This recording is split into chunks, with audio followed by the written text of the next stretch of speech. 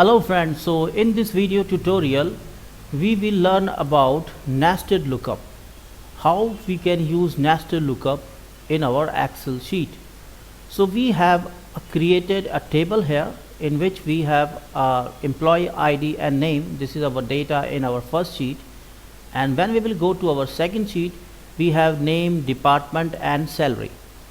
So what we want to do here is we want to find the salary of the employees by his employee ID. So if we will put an employee ID here, so we will get the salary, but the salary is not in the sheet. So for that we have to use a nested lookup in this sheets. So how we can do that? So we can just check it out. So first of all, in employee ID I will write some employee ID from the list, like I have written 002. So first of all, what we will do, we will find the name of the employee, because name of the employee is in this sheet also or in this sheet also, and the VLOOKUP work on the right side, so it will go horizontally, it will check it out till salary. So first of all, in sheet 2 what we will do, we will find the name of the employee. So to name of the employee we use the VLOOKUP function first, and to use VLOOKUP we have to press equal to and then write VLOOKUP. After writing VLOOKUP we just open the bracket and we have to find, there is a process to use the VLOOKUP. First of all, we have to find out the lookup value. So lookup value is this employee ID, which is employee 002. I click on this, so it's selected A12, then we will press comma, then it is asking about the table array. So our table is this, so we select this complete table which include our employee ID and names, and so we selected complete and then we'll press comma, and from here our name is in the second column. It is asking of the column index number, which is second, so I will put 2 here, and after that for the exact match it is asking whether it's exact match or true approximate match. We are needing exact match. For that we will put a 0 here and just press close the bracket and then enter. So we find a name here, but what we have to do in the second sheet, we have to find the salary from here. So we have already find the name from the first sheet, and from this name we have to find out the salary. So for that what we will do, we will use a nested lookup.